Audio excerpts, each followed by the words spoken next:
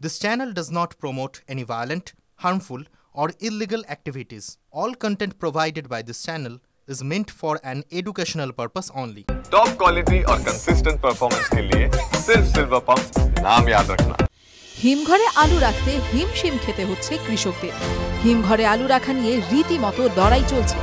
রাস্তা জুড়ে চোখে পড়ছে লম্বা লাইন, কোথাও 2 কিলোমিটার তো কোথাও আবার 5 কিলোমিটার জুড়ে আলু বোঝাই ট্রাক্টরের লাইন। সবার অভিমুখ হিমঘরের দিকে। এত আলু কি হবে বুঝে উঠতে পারছেন না অনেকেই। আমরা এখন গুসকরায় এসেছি, আলু নিয়ে এসেছি। আলুর দাম নাই এক নম্বর কথা। আলুর দাম থাকলে মাঠে আলু বিক্রি করে দিতাম। কালকে সন্ধ্যাবেলায় এসেছি 7টার সময়, এখনও পর্যন্ত আলু খালি হয় নাই। এইখানেই বাড়ি থেকে খাবার টাবার এনে এইখানেই খাওয়া দাওয়া হচ্ছে, রাত জাগতে হচ্ছে। এখন কখন খালি হবে তা বলতে পারছি না। প্রচুর বড় লম্বা লাইন লেগে যাচ্ছে, প্রায় 200-150-200 খানা ট্র্যাক্টরের পর লাইন পেয়েছিলাম। এখনও ঢুকতে নাই করে প্রায় ঘন্টা 2 লাগবে।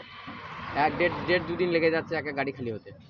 ওয়েস্ট বেঙ্গল কোল্ড স্টোরেজ অ্যাসোসিয়েশনের গুসকরা ইউনিটের সভাপতি বনবিহারী ঘোষের সঙ্গে যোগাযোগ করা হলে তিনি জানান, এবছর আলুর ফলন খুব ভালো হয়েছে। বেশিরভাগ কৃষক মাদার সিড বীজ ব্যবহার করায় জমিতে ফলন খুব ভালো হয়েছে। পূর্ব বর্ধমানের মেমারিতে আলুর জমির পরিমাণ কম হলেও ওই মঙ্গলকোট, আউশগ্রাম ও ভাতারে আলু চাষের পরিমাণ বেশ ভালো। গত বছরে এই 3টি এলাকায় 60,000 হেক্টর জমিতে আলু চাষ হয়েছিল, কিন্তু এবছর প্রায় 70,000 হেক্টর জমিতে আলু চাষ হয়েছে। এছাড়া বাইরে আলু রপ্তানি হচ্ছে না, ফলে আলুর দাম পাওয়া যাচ্ছে না। মাঠেও এবার আলু কেনার লোক নেই। কৃষকরা সবাই হিমঘরে আলু রাখছেন, এতেই বেড়েছে জটিলতা। হিমঘরের চাতাল থেকে চেম্বারে আলুর বস্তা ভরতে শ্রমিকের অভাব আছে বলে অভিযোগ। প্রয়োজন মতো শ্রমিকও মিলছে না, শ্রমিক পেতে সমস্যা হচ্ছে। এই এলাকায় মোটামুটি 11টা কোল্ড স্টোর আছে। 11টা নামগুলো একটু জানা যাবে? যেমন ধরুন সামনে আছে কুনুরিকা cold store, Durgamata cold store, Annapurna cold store, এটা গুসকরা হিমঘর, গুসকরা ওখানে দেবগ্রাম আছে, তারপরে ভেটিয়া কোল্ড স্টোর আছে, সব কোল্ড স্টোর আছে, হলিগ্রাম কোল্ড স্টোর আছে, আছে, সত্যনারায়ণ আছে, জেডিসি আছে, সব একই অবস্থা।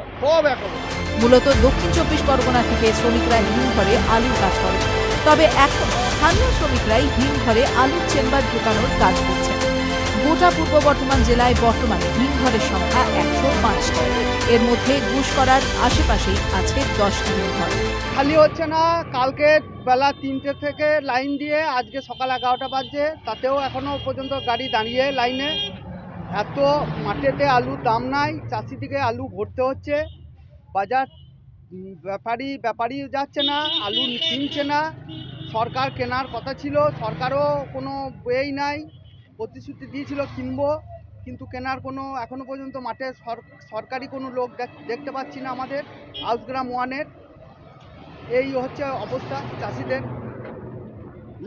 লেবার জোন নিয়ে এসে এখানেই রাত কাটাতে হচ্ছে। খাওয়া দাওয়া রাস্তার মধ্যে, এত গাড়ির চাপ যে কোনো মুহূর্তে অ্যাক্সিডেন্ট হতে পারে। মানে চিন্তার বাইরে, জীবন মরণ খেলা চলছে স্টোরের ইয়েতে। মোটামুটি 3 কিলোমিটার 4 কিলোমিটার ধরে যে একটা ক্লোজ স্টোরে লাইন রয়েছে, তারও বেশি। এরপর আবার আরও লাইন হবে, তার আবার কালকে বাড়ি ফিরবে কিনা তার কোনো ঠিক নেই। মাঠে এখন আলু উঠছে, সে আলু যতক্ষণ না আপনার এবার গাড়ি লোড দিয়ে আসবে, তারা যে কাল কেন পরশু দিনও বাড়ি যাবে নাকি সন্দেহ। এছাড়াও জামালপুর, কালনা, বুলবুলিতলা, মেমারি ও মইচিতে হিমঘর রয়েছে। শুধুমাত্র গুসকরা এলাকার হিমঘরগুলিতে আলু রাখার পরিকাঠামো আছে 42 লক্ষ প্যাকেট। TV9 Bangla digital.